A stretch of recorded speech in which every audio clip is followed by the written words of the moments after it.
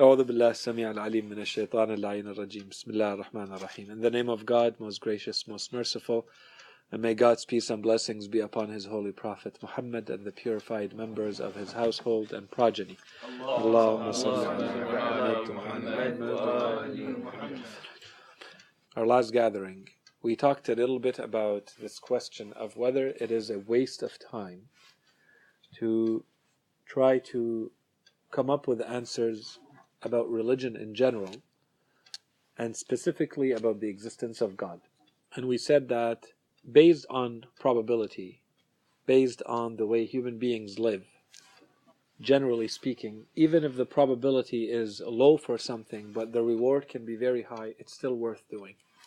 And on the other side, if even though the probability is very low on something, but the risk is very high, you still avoid it. So just based on probability theory, it does not make sense for someone to just give up out of laziness and say, there's too much information, we're not sure if we're going to reach a conclusion or not, so let's just not waste time about any of that. So this was kind of a little bit of an introduction to the next topic that I decided not to start last week, because we had an interesting conversation about probability and the worthiness of spending time studying religion or not. So today, inshallah, we're going to start with the existence of God. The first question we have is whether there are actually any valid, proper proofs for the existence of God or not. So when we say valid proofs, it means that someone who thinks philosophically, someone who thinks based on correct logic, valid logic, without contradictions, without inconsistencies, in a coherent, cohesive manner. If you study the proofs for the existence of God, are there any of these proofs that are considered logically valid, philosophically valid or not? That's the first question. And the short answer, without going into too much detail, the short answer is yes. There are logically 100% accurate, valid proofs, philosophically, logically, for the existence of God. How many proofs are there for the existence of God? Okay, there are a lot of proofs that can be used for the existence of God. They are usually lumped into categories. And there are probably 7 or 8 big categories of proofs, and under each one of them, there's different variations to each one of the proofs. Why are there so many different types of proofs for the existence of God? People are different. They have very different backgrounds. They have very different needs. People who have much more complex thinking, and it's not a question of this is a good thing or a bad thing, it's just different. Some people are very complex in their thinking. They're very abstract in their thinking. And so they might need a different kind of proof to answer their questions and to satisfy them logically. There are people who are more interested in things that they can see and hear and feel empirical, and they want to rely on things that are more empirical to be satisfied of God's existence. And so they're going to go towards proofs that rely maybe more on science than on philosophy, for instance. So for us, I don't think that it makes sense to go through all the proofs for the existence of God. There are too many, and a lot of them, to be properly understood, they require advanced notions in philosophy that we don't have time, and it's not really relevant for us here. One of the categories for proving the existence of God is the one we can call the instinctive. It's without too much complication. How do we prove that? We've actually already presented this in previous lessons. We said that in the Holy Quran and in our narrations in Islam and even in our daily lives, we know that we do rely on some entity. We attach ourselves to some entity, especially when we are faced with extreme difficulties. We said the Holy Quran says, for instance, when you go out at sea and you think that you're going to die because there's a storm that has hit you, then suddenly you start invoking and beseeching and crying out to Allah subhanahu wa ta'ala to save you. And then the moment you are back to safety, you go back to worshipping whatever you were worshipping before. Right? There are multiple verses in the Quran that say that. We also already explained the story of the man who came to Imam al-Sadiq alayhi salam and who asked him, can you tell me, I've been hearing contradictory, confusing things from all sorts of people about God. Can you tell me what God is? And the Imam told him, have you ever been at sea and the ship that you were on got broken and you sunk and you had no more swimming that could save you or anyone to come and rescue you? Were you ever in that situation? And the man said, yes. He told him, did your heart attach itself to something? He said, yes. That hope that you can still maybe somehow survive. He told him, that's Allah subhanahu wa ta'ala in that moment. Okay, so that sometimes when we're not sure what Allah means, or we feel distant, we feel that it's an abstract notion, that's the notion of Allah. When you're in a hopeless situation and you still have hope, that hope is Allah subhanahu wa ta'ala. It doesn't come out of nothing. It's Allah who has put it in us. Instinctively we turn to Him in those moments of difficulty. And we said that psychologically, a lot of psychologists have said that if you actually can go to the depths of the human soul, what you find is Allah. What you find is belief in God. Okay? All of this to say that the first easy, clear, instinctive proof for the existence of God is specifically the instinctive proof. The proof by instinct. It doesn't require any more explaining than that. We all should feel it in our lives. I don't need to spend 10 hours explaining what you can feel in a second, and you know exactly what you're feeling. And everybody has gone to some extent in their lives. Everybody. And the more you live, and the more you experience in life, especially difficulties or moments that lead you to be in that situation, the more you see it right away. But more than that, there's also a way to understand other proofs for the existence of God in an instinctive way. What do we mean? It's said that one day the Holy Prophet was with some of his companions, and there was a woman sitting in the street, and she had a sewing machine. Okay, we're 14 centuries ago, obviously a very simple sewing machine, not like the electrical ones we have, a very mechanical machine. And the Holy Prophet asked her whether she believed in God in front of the companions. And she told him, of course I believe in God. And he told her, how do you know? What's your argument for your belief? And that old woman told the Prophet, this little sewing machine in front of me does not move on its own if my hand does not move it. It needs my hand to move. So you want to tell me that these heavens and earth function the way they do without some hand that makes them work?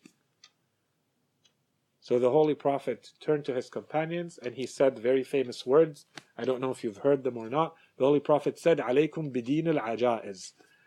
So it's like he's telling them, I advise you to have the same type of belief as you find in these old people. Because sometimes someone say, these old people, what do they know? They're simpletons, they're not educated, primitive minds. And yet the Holy Prophet is saying, this is the truth. And she has such purity and such clarity in the way she thinks that she understood the very complex proofs that we're going to talk about, not today, but in the next lessons. She understood them very instinctively, very intuitively. So when we say there's an intuitive way to understand that there must be Allah subhanahu wa ta'ala, for people like that, for people to whom it's absolutely clear, obvious, evident that there has to be a God to this world, to this universe, they don't need to look any further for themselves. That's it. It's clear enough and it stops there. What we need for ourselves is what satisfies our curiosity. We have to feel that we actually know that Allah subhanahu wa ta'ala is there. We have to feel His presence and His existence. Whatever gets you there, that's enough. You don't need to spend 10 years studying philosophy if you can get there in 30 seconds or in one moment because of some experience you've had or because you realize something intuitively. But we're not the only ones that matter. So while we do have ourselves to care about, ourselves to worry about, and that's first and foremost, we shouldn't worry about anyone else until we've solved our own issues. Beyond that, we also have to think about others. If I live in a society, first of all, let's think about ourselves. If I live in a society where, you know what, I was brought up, I've heard my parents, I've heard the sheikh, I've read a couple of books, I've seen a couple of YouTube videos, and I'm convinced that, you know what, I'm good with my belief in God. Okay, I'm satisfied and happy.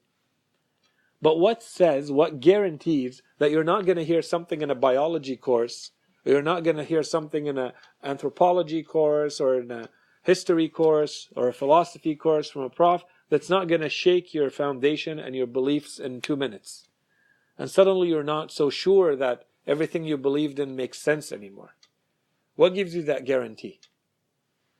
What tells you that you can actually listen to any speaker and read any book and watch any show, and at the end you still have your faith?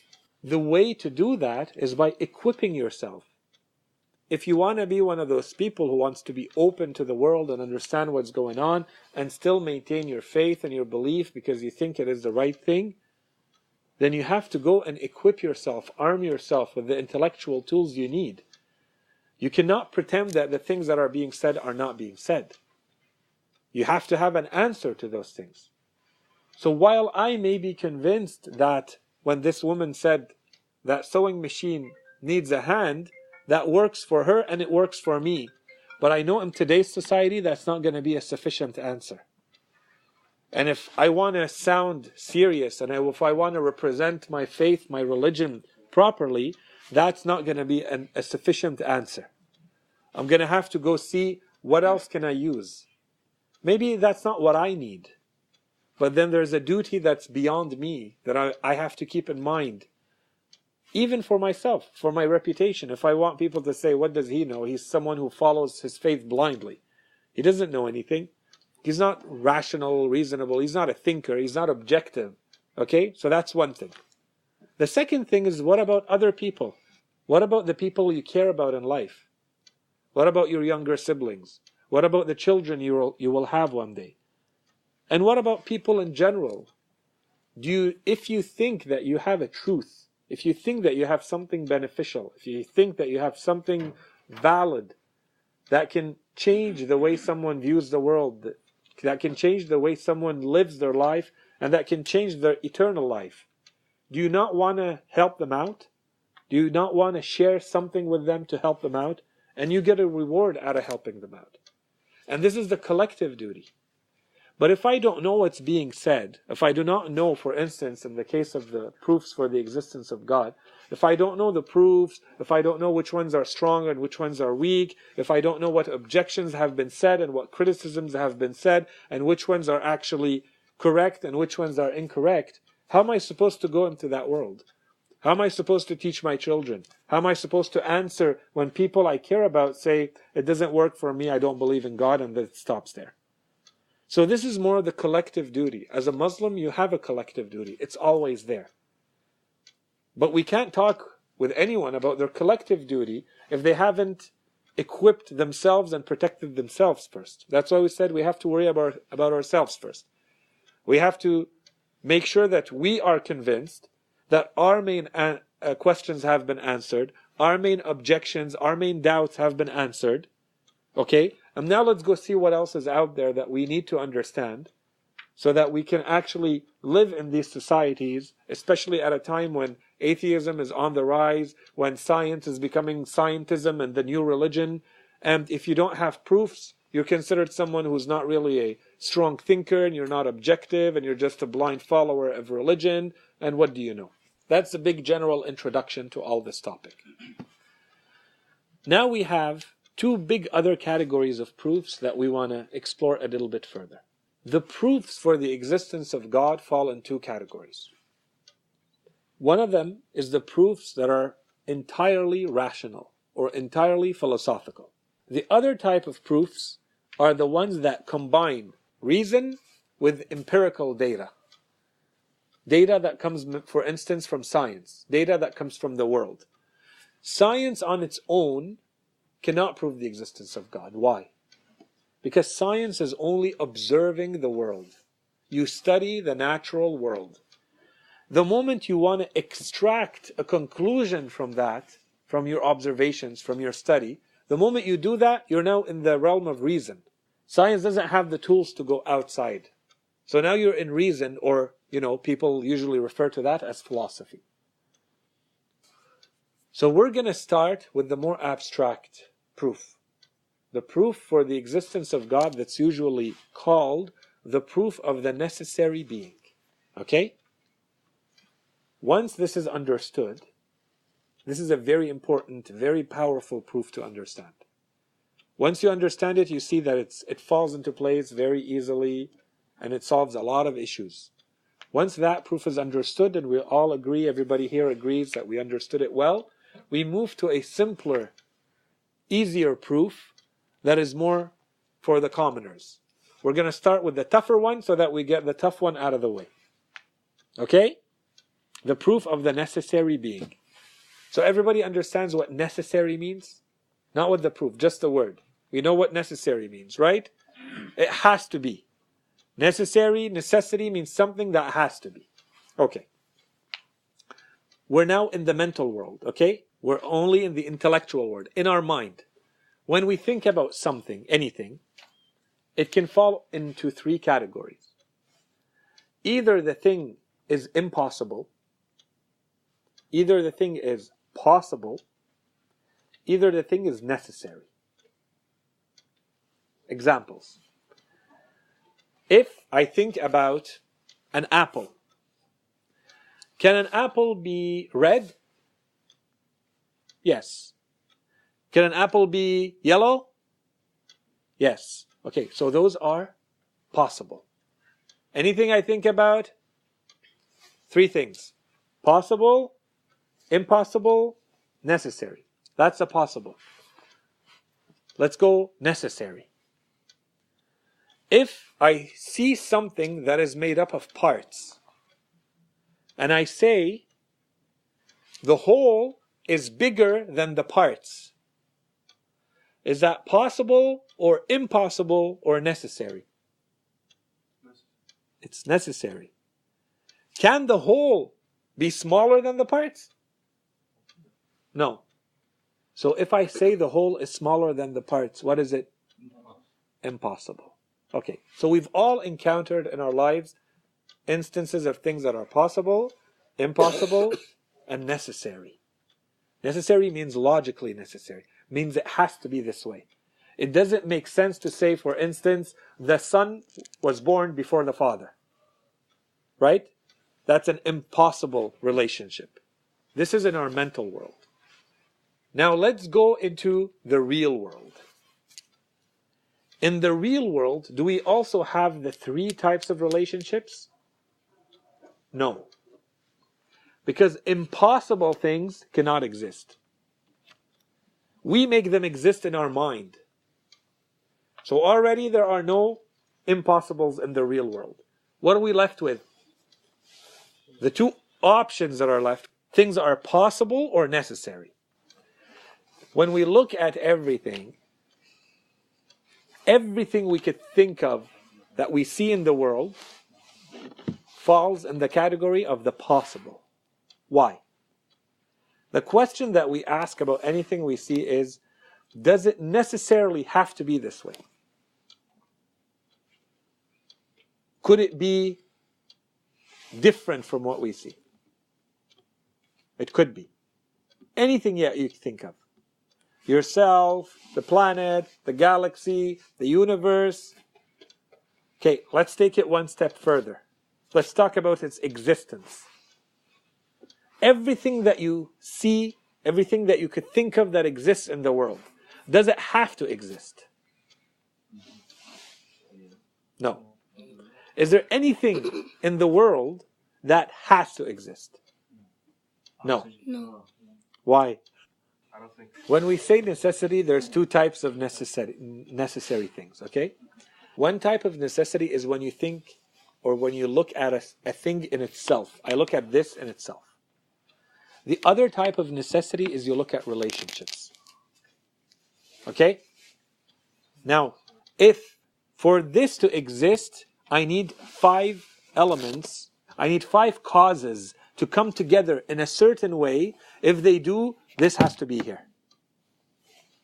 This is a logical necessity. Okay? But it's a necessity not because this has to exist on its own. It's only logically necessary that if all the conditions for something are present, then something is present. And the opposite. You can take something and say, if this is here, then it must necessarily mean that its conditions happen. It goes both ways, the relationship. Right? That's called a logical necessity, but this is a relational one. We're not talking about that. We don't need. Now we're talking about the entities in the world. Is there any entity in the world? Is there anything, a being, an existent in the world that necessarily needs to exist? That has to exist? That we could never imagine not existing? Everything, for it to exist, relies on something else to make it exist. Because it is not necessary. If we look at every entity in the world, none of them fall in the category of this must exist. There's no must. So nothing has to exist. Nothing has to exist. Everything we look at, we can say, this doesn't need to exist. We could imagine a world where this doesn't exist, and it's fine. Okay. Which means what? So in philosophy, which means there's one thing there's possible. This is called a possible being in our normal way of talking. In philosophy, because you need that term, I'm going to use it, it's called contingent. Contingent means it's only possible. Depending on the circumstances, anything that's called contingent, depending on the circumstances, it may be and it may not be. It may exist, it may not exist. It may be this way, it may be that way. It's contingent. Anything in your life. It varies according to the circumstances around it. It means it relies on other things to exist. Depending on things outside of it.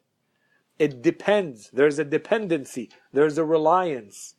There's a causality. Something causes it or does not cause it to exist.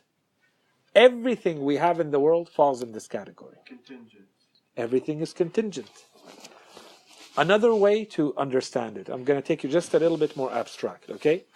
When we say something is only possible or contingent, imagine there is a continuum.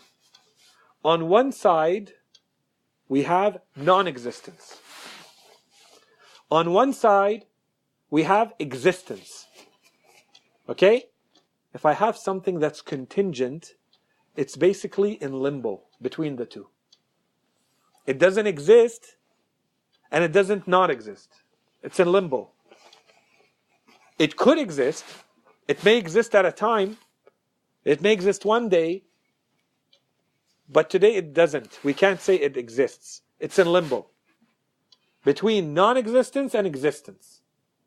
Anything that's possible, anything that's contingent, needs something outside of itself to push it one way or another. Outside of itself. To push it either into non-existence or into existence. Otherwise, it doesn't come to exist. Why does it exist instead of not existing? If it's only possible. If something is only possible, it's not necessary. I could imagine that it doesn't exist, so why does it exist? Something pushed it from that state of limbo, of being only possible, to existence. Okay. Keeping all of that in mind, now let's come to the world. And we ask, where does everything come from? Everything comes from something before it, because everything is contingent. Everything was pushed into existence at some point by something other than itself. Okay, that's part one. Part two. Okay, so what's the problem with that?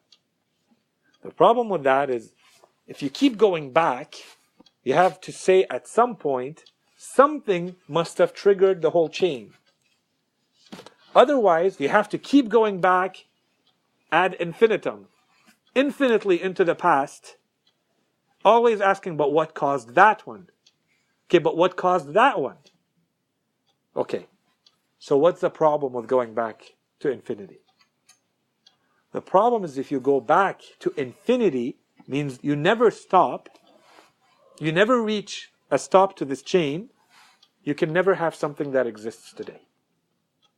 This is called infinite regress. So let's take an example, because the notion of infinity is a little abstract. Let's take an example. There's a line, there are 5 people standing on the line. They want to race. There's one condition, that they have all put on themselves, which is I don't start running until the person beside me runs. I don't exist until the thing before me makes me exist. I don't run until the one beside me runs. All of them say that. When the race starts, is any one of them going to run? No. That's a problem. So if you know that that was the condition, if you know that there's a race, and there are people who said, I do not start running until this person beside me starts running. We weren't there to see them at the beginning of the race, okay?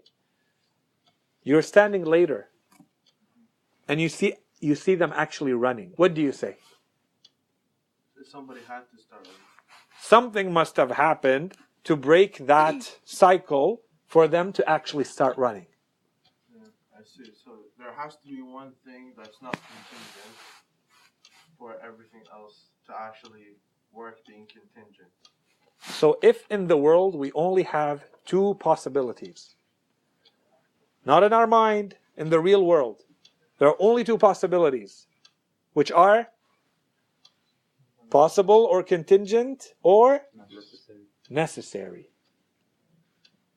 Then that thing must be necessary. It cannot be one of those things that have to be pushed into existence from the outside. It must be something that exists necessarily. It cannot not exist. Why? Because there's all sorts of stuff that exists. For everything else to exist, that thing must have existed. Necessarily existed. We cannot imagine a world where that did not exist, because everything in the world is only contingent. Everything in the world is only possible. So we could imagine the world with that thing not in it. We can do that with the entire universe and say, why is there something instead of nothing? Good question, but the problem is there is something. And that's why there are so many scientists now trying to show that there can be something out of nothing. Because they're stuck. So long as they're stuck with this problem, logically there's an issue. Anyways, putting that aside, let's go back to the proof. So the proof for the necessary being, in other words, the proof for God, that's proof number one, after the intuitive proofs, is what? It's everything in the world is either contingent or necessary. But if everything is only contingent, then nothing could ever exist. If something exists, then a necessary being must have caused it to exist. And that necessary being, we call it God. That's, in summary, the proof. Now we talked a lot about causality and necessity and possibility, but in summary, that's the entire proof. This is a valid, strong philosophical proof for the existence of God. Unless someone can prove to you that something can come out of nothing, that proof is always going to be valid. I want to add one more thing. The answer has already been said, but I want to make sure none of you guys fall into this mistake. Everybody must have heard this mistake, must have heard this question again and again. The question is, if everything needs a cause, then God needs a cause. So what caused God? Is this question valid or not? And if it's not, why is it not valid? I was thinking that, but once you get the necessary, it makes sense because he's necessary, he's not contingent. Everything else is contingent. So say it in a way that's correct. If he's contingent, then every other contingent thing won't be contingent. We'll still need. He can't make a contingent non-contingent. True. It's invalid because you go in infinite regression. True. I want someone to say the statement properly. So the statement, the mistaken statement is everything needs a cause. Does everything need a cause? No, not the thing that makes the cause for everything. So say it in a correct way. So it's not everything needs a cause. It's every contingent thing needs a cause. Every possible thing needs a cause. A necessary thing does not need a cause. Only contingent things need a cause. So if you say every contingent thing needs a cause, you can't ask me why does God need a cause? Where's the cause for God? God is not contingent. The necessary being is not What contingent. if they say, how is God not contingent? You go back to the You go proof. back to the proof. Okay. Explain to me how is there something instead of nothing? There must be a necessary being. So I think we'll stop here. I think the proof is clear to everybody. The next time we'll talk, we'll try to see what this proof can mean more. What else can we take out of this proof? If we say that God is a necessary being, what else can we learn about God just by saying that He is a necessary being? There is a strength and a weakness to this proof. The strength of this proof is that philosophically it's very strong. Everybody who understands these terms intuitively will understand what we're saying. Now someone is going to be stubborn and argue that there can be something out of nothing. Okay? So up to you to decide how to deal with that. But some people are going to argue that there can be something out of nothing. I don't know if they've ever encountered that in their lives, but they say there can be something out of nothing. Entire books are being written by some of the biggest minds in science, like Lawrence Krauss and others, who are writing, why is there a universe? Basically, a universe, one of his most recent books was called Universe Out of Nothing. And he's trying to show how the universe could have started out of nothing.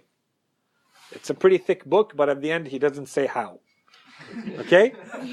And you can go and read it and tell me if you see how he's saying that the universe actually started out of nothing. And there's many others. Yeah. I'm just trying to figure out how they can... There's a lot of theoretical and practical physics being done right now to trigger energy, to trigger a spark, to trigger an electron out of nothing. They create circumstances which they are defining as nothing, and something is sparking in the vacuum that they're creating. Their conditions are the things that are causing it.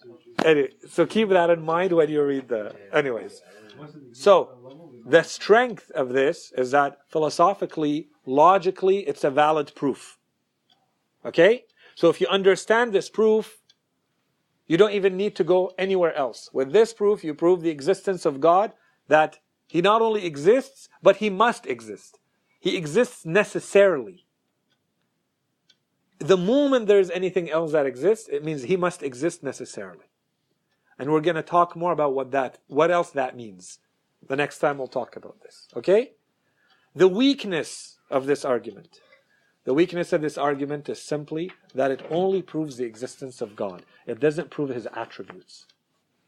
So we cannot say, therefore God is powerful, and therefore God is knowledgeable, and therefore God is wise and merciful. No. For those other attributes, we're going to have to provide other proofs for each one of them to show. So how do we prove that the necessary being is also powerful?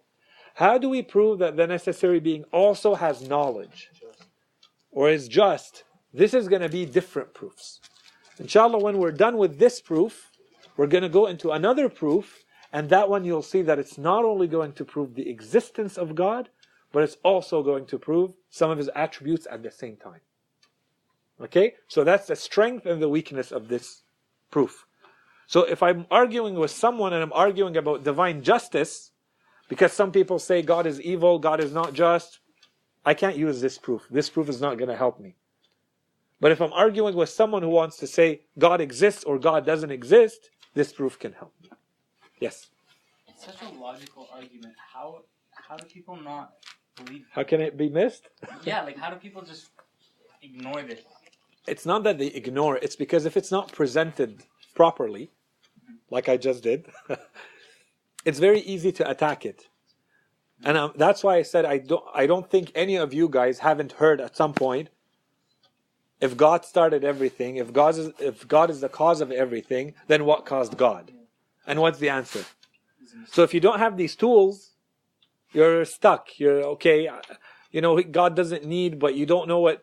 Now you have the notions. Now you understand the difference between necessity and possibility or contingency. Everything else is contingent. Of course it needs a cause. But if everything is contingent, nothing could ever exist. If everything is only possible, nothing could ever exist.